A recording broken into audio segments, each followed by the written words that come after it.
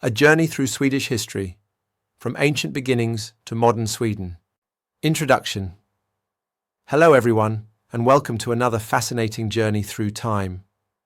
Today, we're exploring the captivating history of Sweden, a tale spanning thousands of years, from ancient hunters following retreating glaciers to a modern progressive democracy. Sweden's story is one of Viking adventures, powerful monarchs, military conquests, and social innovation. So let's embark on this remarkable journey through the ages of this Nordic nation. Prehistoric Sweden. Our story begins at the end of the last ice age, around 12,000 BCE, when the massive ice sheets covering Scandinavia began to retreat. As the land emerged from under the ice, the first human inhabitants followed the retreating glaciers northward, hunting reindeer and other game across the tundra landscape. By about 4000 BCE, agriculture had been introduced to southern Sweden, transforming these hunter-gatherers into farmers. The Neolithic period saw the construction of impressive megalithic structures like passage graves and stone ships, arrangements of stones in the outline of a ship that served as burial monuments. The Bronze Age, 1700 to 500 BCE, brought significant cultural developments to Sweden.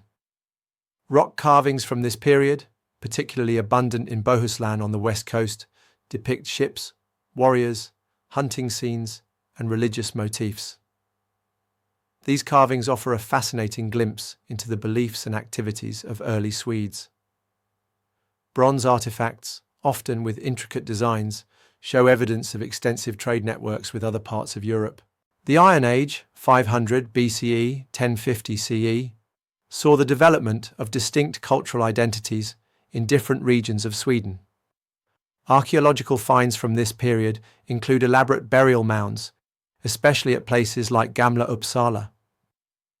Society became increasingly stratified, with a warrior elite emerging. By the late Iron Age, we begin to see the formation of what would become the Viking culture that would make such an impact on European history. The Viking Age. The term Viking often evokes images of fierce warriors in horned helmets, though they didn't actually wear those. But the reality of Viking Age Sweden is more complex and fascinating. From approximately 800 to 1050 CE, Swedes, particularly those from the Mälaren Valley region, were active participants in the Viking expansion that transformed northern Europe. While Danish and Norwegian Vikings primarily expanded westward to Britain, France, and the North Atlantic, Swedish Vikings, often called Rus or Varangians in historical sources, predominantly travelled east across the Baltic Sea and along the river systems of Eastern Europe.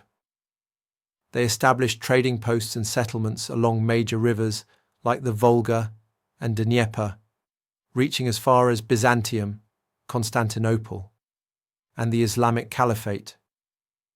The trading town of Birka, established in the 8th century on an island in Lake Mälaren, became a vital commercial hub, connecting Sweden with trade networks stretching to the Middle East.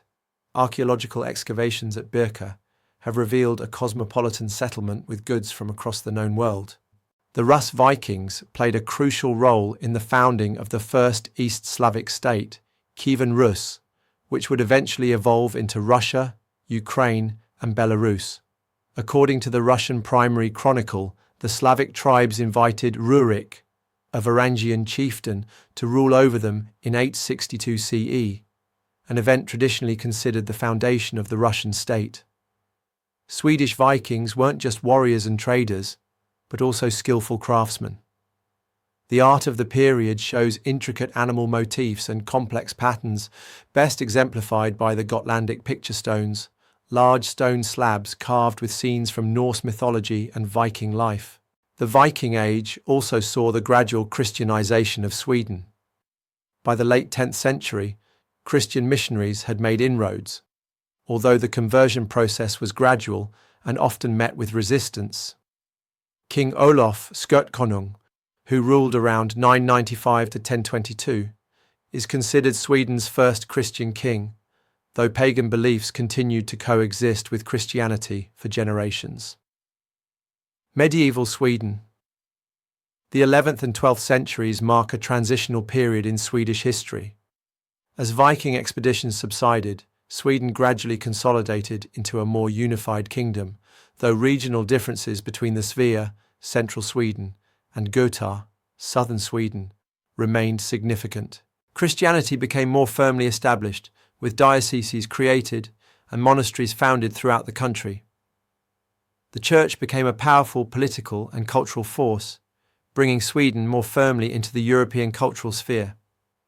Romanesque and later Gothic churches were built across the landscape, many of which still stand today.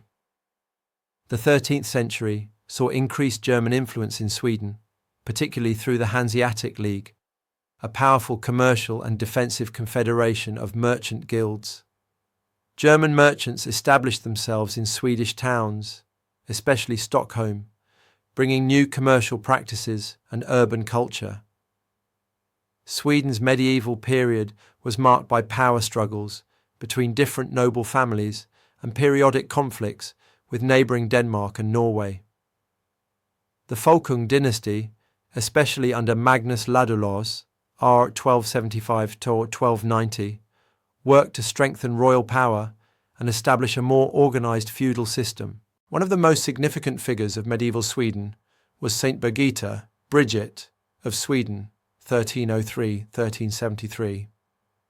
A noblewoman, mystic, and founder of the Brigittine order, she became an influential religious and political figure who didn't hesitate to criticize both kings and popes.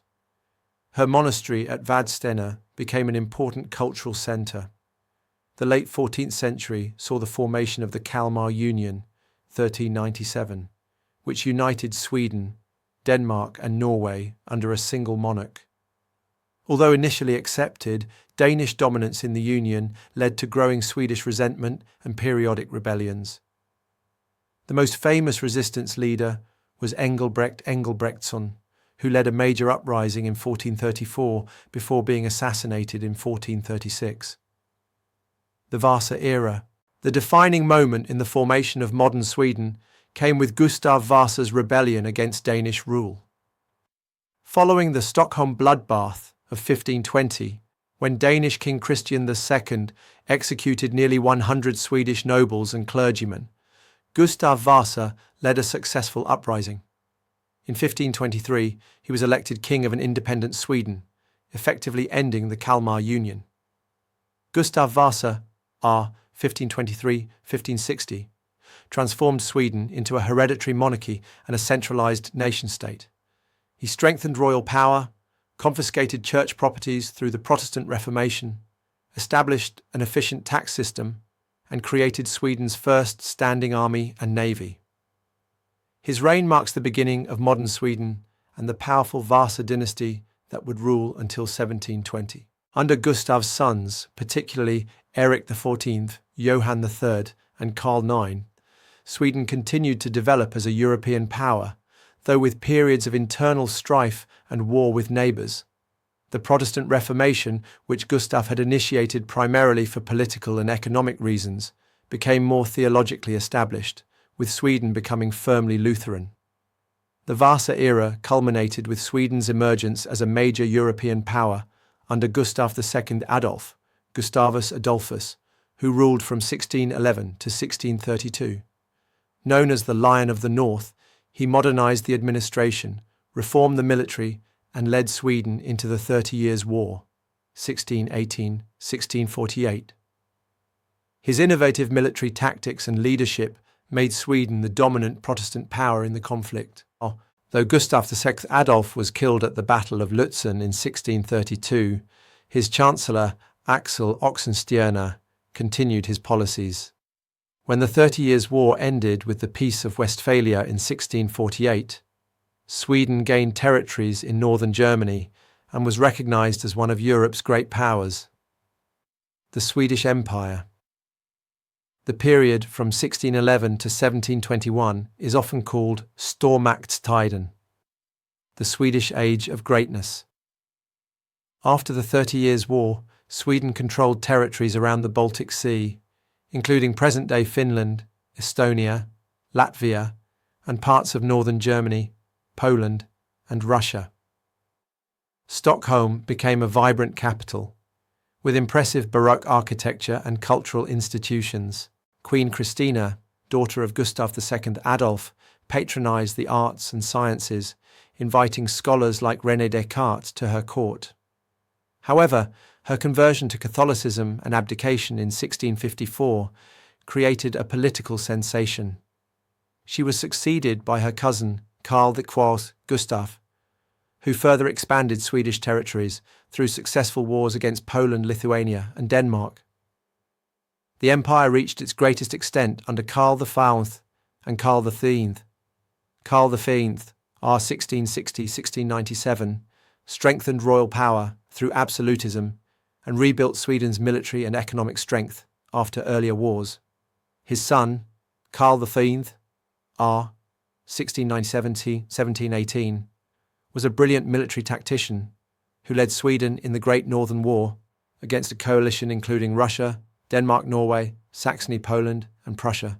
Initially successful, Karl XIV defeated Denmark, Poland, and Saxony, but his invasion of Russia ended in disaster at the Battle of Poltava, 1709. After this defeat, Sweden's enemies regrouped, and despite Karl's continued military resistance, the Swedish Empire began to crumble. Karl was killed during a campaign in Norway in 1718, and by the time peace was finally achieved in 1721, Sweden had lost most of its overseas possessions, especially to Russia. The Age of Liberty and Gustavian Era. The defeat in the Great Northern War ended Sweden's imperial ambitions and ushered in the Age of Liberty, 1719–1772, when power shifted from the monarchy to the Riksdag, parliament, dominated by noble factions. This period saw the development of party politics in Sweden, with the hats and caps competing for control of government. Despite no longer being a great military power, Sweden experienced significant cultural and scientific developments during this period. Scientist Carl Linnaeus developed his system of biological classification.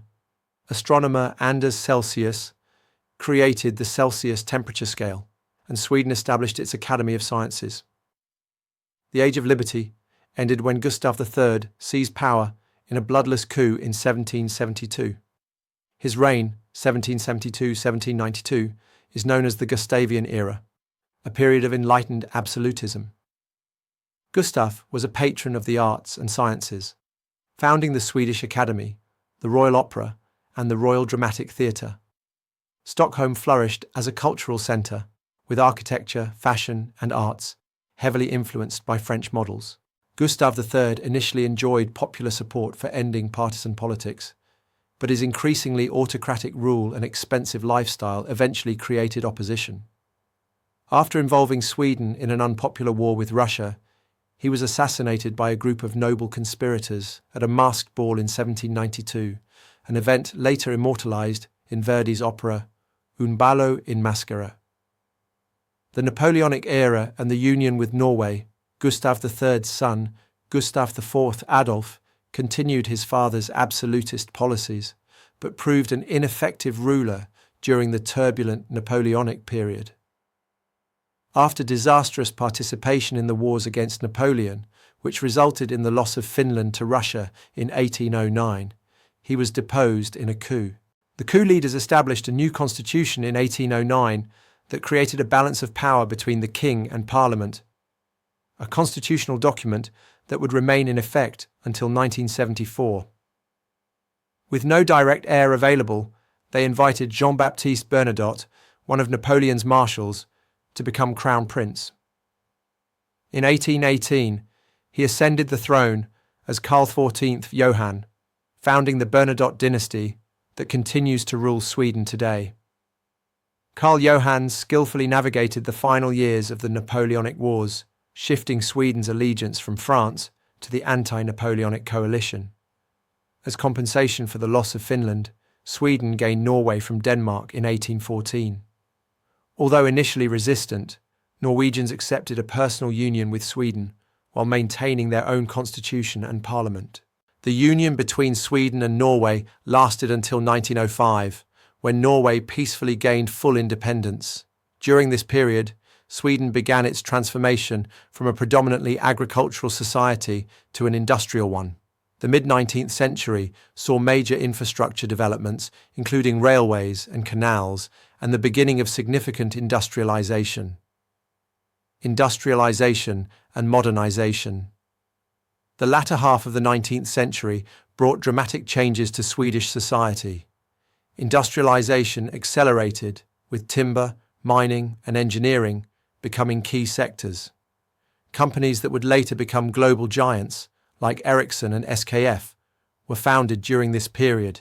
Industrialization triggered urbanization, with cities growing rapidly as people left rural areas for factory work. However, economic hardship and limited opportunities also led to mass emigration, primarily to North America. Between 1850 and 1930, approximately 1.3 million Swedes, about a quarter of the population, emigrated mostly to the United States. Social changes accompanied economic transformation. Liberal and socialist movements gained strength, pushing for democratic reforms and workers' rights. Universal male suffrage was introduced gradually, becoming complete in 1909, while women gained the right to vote in 1919, with the first women entering Parliament in 1921.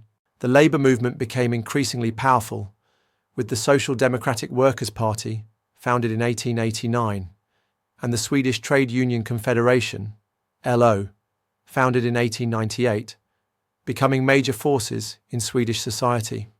A general strike in 1909, though ultimately unsuccessful, demonstrated the growing power of organised labour.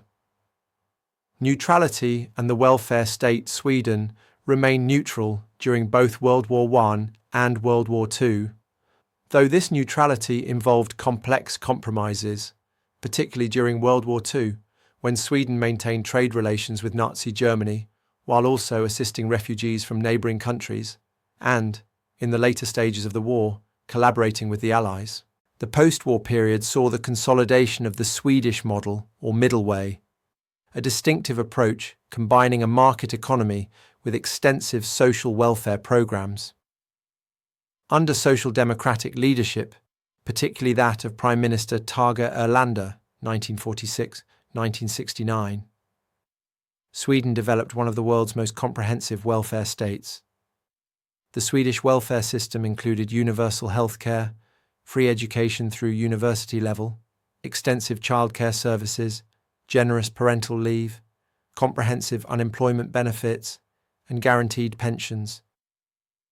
These programs were funded by high taxation, which most Swedes accepted as the price for social security and equality. The decades following World War II were a period of extraordinary prosperity for Sweden. The country's neutrality had left its industrial base intact, while much of Europe needed rebuilding. Swedish companies like Volvo, Saab, IKEA, and Electrolux became international brands. By the 1970s, Sweden had one of the highest living standards in the world. Contemporary Sweden. The oil crises of the 1970s and economic restructuring in the 1980s and 1990s brought challenges to the Swedish model. The country experienced periods of economic difficulty, and successive governments, both social democratic and centre-right, implemented reforms to make the economy more flexible while preserving the core of the welfare system. A significant shift came in 1995 when Sweden joined the European Union, although it opted to keep its currency, the krona, rather than adopt the euro. Sweden has been an active EU member, particularly in areas like environmental protection, gender equality, and international development. Sweden's reputation for social progressivism has continued into the 21st century. The country has been a pioneer in areas such as gender equality, LGBTQ+ rights, environmental sustainability, and technological innovation. Stockholm has emerged as one of Europe's leading tech hubs, giving birth to companies like Spotify, Klarna, and King. immigration has significantly changed Sweden's demographic composition, particularly since the 1990s. The country has taken in large numbers of refugees from conflicts in the Balkans, Middle East, and Africa, becoming one of the most diverse countries in Europe. This has brought both cultural enrichment and integration challenges. In recent years, like many European countries, Sweden has seen the rise of populist movements questioning aspects of globalization and immigration policy. The political landscape has become more fragmented, with coalition or minority governments becoming the norm. Despite these challenges, Sweden remains one of the world's most prosperous, equal, and innovative societies. Its combination of market economy, strong welfare system, environmental consciousness, and technological advancement continues to draw international interest as a potential model for sustainable development. Conclusion: from the first hunter-gatherers following retreating glaciers to a modern, high-tech society, Sweden's journey through history reflects a remarkable capacity for adaptation and reinvention.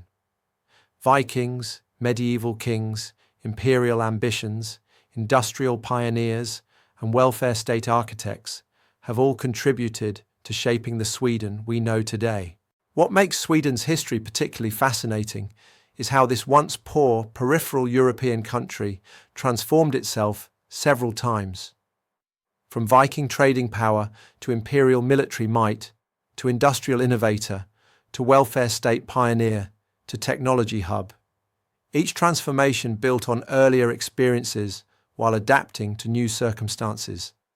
Understanding Sweden's rich historical tapestry helps us better comprehend not just the country itself, but also its significant influences on international politics, business, design, and social policy. Though a relatively small nation of just over 10 million people, Sweden continues to have an outsized impact on the world stage. Thank you for joining me on this historical journey through Swedish history. Until next time, keep exploring the fascinating stories of our world's past.